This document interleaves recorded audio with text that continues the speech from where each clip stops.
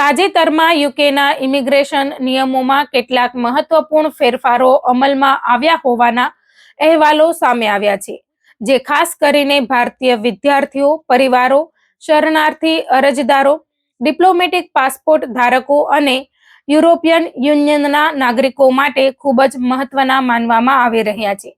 જો તમે યુકેમાં રહેતા હોય, અભ્યાસ કરી રહ્યા હોય અથવા ભવિષ્યમાં યુકે જવાની યોજના બનાવી રહ્યા હોય, તો આ તમામ ફેરફારો તમારા માટે જાણવા ખૂબ જરૂરી છે.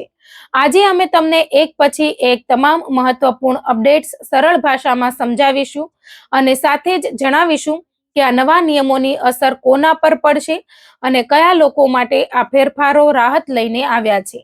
તેથી આ સંપૂર્ણ સમાચાર અંત સુધી જરૂર જોતા રહો. સૌથી પહેલા વાત કરીએ ગ્રેજ્યુએટ રૂટ વિઝા પર રહેલા પરિવારો માટે આવેલા સૌથી મોટા ફેરફારની.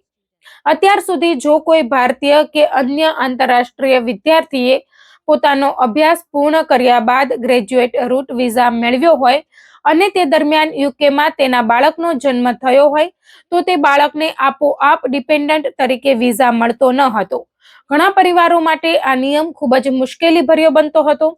બાળકના કાનૂની સ્ટેટસને લઈને અનિશ્ચિતતા રહેતી, અલગ અરજી કરવાની ફરજ પડતી અને ઘણા કિસ્સાઓમાં ઇમિગ્રેશન સંબંધિત મુશ્કેલીઓનો સામનો કરવો પડતો હતો.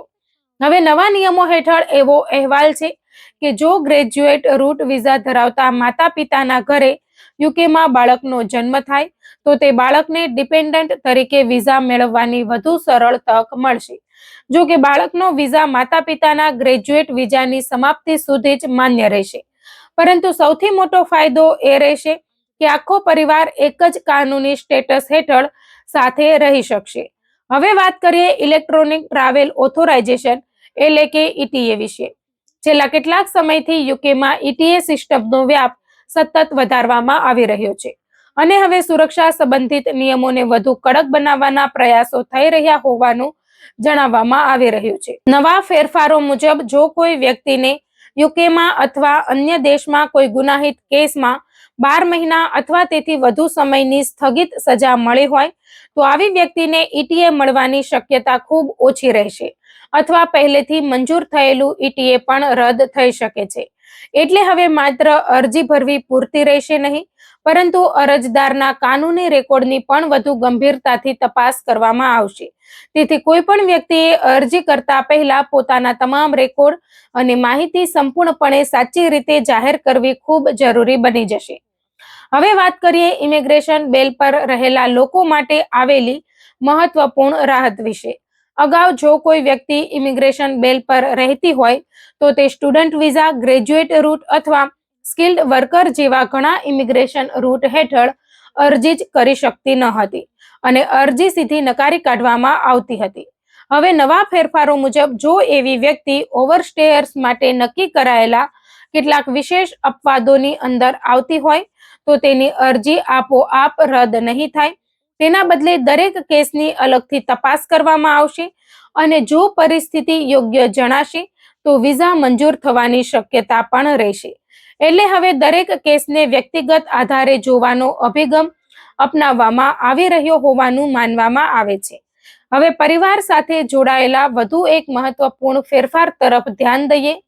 અગાઉ જ્યારે કોઈ મુખ્ય અરજદારને પ્રોટેક્શન સ્ટેટસ મળતો હતો, ત્યારે તેના જીવનસાથીના વિઝાની સમયમર્યાદા ઘણી વખત અલગ રહેતી હતી. પરિણામે બંનેને અલગ અલગ સમયે વિઝા રિન્યુ કરાવવાની ફરજ પડતી અને ઘણી વખત વધારાનું કાગળકામ તેમજ ખર્ચ કરવો પડતો હતો. હવે નવા નિયમો મુજબ જો મુખ્ય અરજદારને 30 મહિનાનો પ્રોટેક્શન સ્ટેટસ આપવામાં આવ્યો હોય, તો તેના પાર્ટનરને પણ સમાન 30 મહિનાની સમયમર્યાદા આપવામાં આવશે. આ બદલાવથી બંને પરિવારના સભ્યો એકસાથે રિન્યુઅલ પ્રક્રિયા પૂર્ણ કરી શકશે અને ભવિષ્યમાં ઇમિગ્રેશન સંબંધિત જટિલતાઓ ઘટી શકે છે. આગળ વાત કરીએ શરણાર્થીઓ માટે લાવવામાં આવેલા મિક્સ રજિસ્ટ્રેશન મોડેલ વિશે.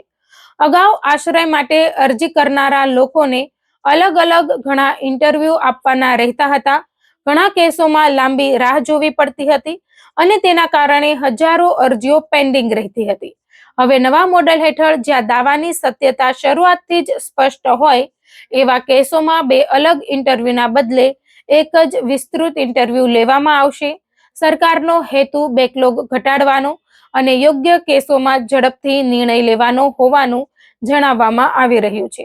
જો આ પ્રક્રિયા અસરકારક રીતે અમલમાં આવશે તો ઘણા અરજદારોને રાહત મળી શકે છે. હવે ભારતીયો માટે ખાસ રસના એક સમાચાર તરફ આગળ વધીએ. યુકેએ ભારતીય ડિપ્લોમેટિક પાસપોર્ટ ધારકો માટે વિશેષ વ્યવસ્થા અમલમાં મૂકી હોવાના અહેવાલો છે.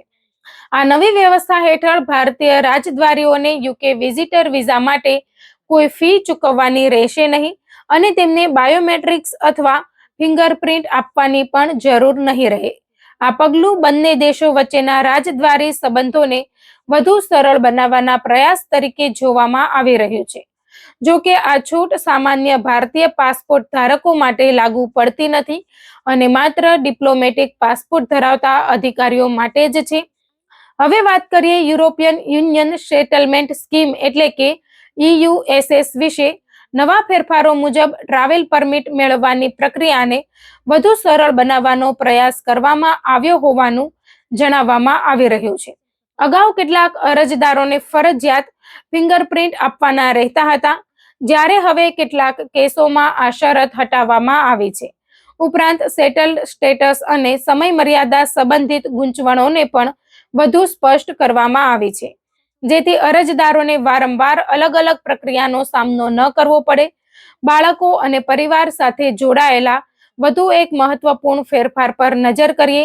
અગાઉ જો કોઈ બાળકને યુકેમાં રહેતા સગા સંબંધીઓ પાસે લાવવાનો હોય તો ગંભીર અને અસાધારણ સંજોગો સાબિત કરવા પડતા હતા. આ પ્રક્રિયા ખૂબ જ મુશ્કેલ હતી અને ઘણા કેસોમાં અરજી નકારી કાઢવામાં આવતી હતી. હવે નવા નિયમો મુજબ મુખ્ય ધ્યાન એ બાબત પર રહેશે કે બાળકના પોતાના દેશમાં તેની યોગ્ય રીતે સંભાળ રાખવા માટે માતા પિતા અથવા નજીકના સગા ઉપલબ્ધ છે કે નહીં. જો યોગ્ય સંભાળ ઉપલબ્ધ ન હોય તો બાળકને યુકેમાં રહેતા સગા પાસે આવવાની મંજૂરી મળવાની શક્યતા વધી શકે છે. સાથે સાથે બાળકો માટે સુરક્ષિત રહેઠાણ અને યોગ્ય સંભાળ સંબંધિત નિયમોને વધુ મજબૂત બનાવવામાં આવ્યા હોવાનું પણ જણાવવામાં આવી રહ્યું છે. આ સાથે જ યુકેના સશસ્ત્ર દળોમાં સેવા આપતા કર્મચારીઓના પરિવારો માટે પણ રાહતના સમાચાર છે. અગાઉ કેટલાક કેસોમાં બાળકોના સ્ટેટસ માટે વિશેષ મંજૂરીની રાહ જોવી પડતી હતી, પરંતુ નવા નિયમો હેઠળ આવા બાળકોને સીધા લાગુ પડતા નિયમો મુજબ રહેવાની મંજૂરી આપવાની પ્રક્રિયા વધુ સરળ બની શકે છે. આથી સૈનિક પરિવારોને લાંબી વહીવટી પ્રક્રિયાથી રાહત મળી શકે છે. હવે સૌથી મહત્વની વાત, આવા ફેરફારો જાહેર થતાં જ ઘણા ફ્રોડ એજન્ટો ખોટી માહિતી આપીને લોકોની સાથે છેતરપિંડી કરવાનો પ્રયાસ કરતા હોય છે. તેથી કોઈ પણ વ્યક્તિએ માત્ર સોશિયલ મીડિયા અથવા વોટ્સઅપ મેસેજના આધારે નિર્ણય ન લેવો જોઈએ. કોઈ પણ નવી અરજી, વિઝા રિન્યુઅલ અથવા ઇમિગ્રેશન પ્રક્રિયા શરૂ કરતા પહેલા સંબંધિત નિયમોની સત્તાવાર માહિતી તપાસવી અત્યંત જરૂરી છે. દરેક અરજીમાં બેંક સ્ટેટમેન્ટ, સ્પોન્સરશિપ લેટર, રહેઠાણનો પુરાવો અને અન્ય દસ્તાવેજોની ચકાસણી હજુ પણ ખૂબ કડક રીતે કરવામાં આવે છે. નિયમો સરળ બન્યા હોય તો પણ દસ્તાવેજોમાં ભૂલ અથવા ખોટી માહિતી આપવાથી અરજી નકારી શકાય છે. જો તમારી પરિસ્થિતિ સામાન્ય કેસથી અલગ હોય, તમે ઓવરસ્ટે, ઇમિગ્રેશન બેલ, ફેમિલી રૂટ અથવા પ્રોટેક્શન સંબંધિત કોઈ કેસમાં હોય તો અરજી કરતા પહેલા નોંધાયેલા ઇમિગ્રેશન સલાહકાર અથવા ક્વોલિફાઈડ ઇમિગ્રેશન વકીલની સલાહ લેવી વધુ સુરક્ષિત રહેશે. યોગ્ય માર્ગદર્શન તમને સમય, પૈસા અને ભવિષ્યની કાનૂની મુશ્કેલીઓથી બચાવી શકે છે. અંતમાં યુકેની ઇમિગ્રેશન સિસ્ટમમાં થતા આવા ફેરફારોનો મુખ્ય હેતુ કેટલીક પ્રક્રિયાઓને વધુ સ્પષ્ટ, વધુ કાર્યક્ષમ અને ચોક્કસ કેટેગરીના અરજદારો માટે સરળ બનાવવાનો હોવાનું માનવામાં આવે છે. જો કે દરેક નિયમ દરેક વ્યક્તિ પર સમાન રીતે લાગુ પડતો નથી, તેથી તમારી વ્યક્તિગત પરિસ્થિતિ અનુસાર જ નિર્ણય લો. સત્તાવાર માર્ગદર્શિકા વાંચો અને વિશ્વસનીય કાનૂની સલાહ પછી જ કોઈ પગલું ભરો.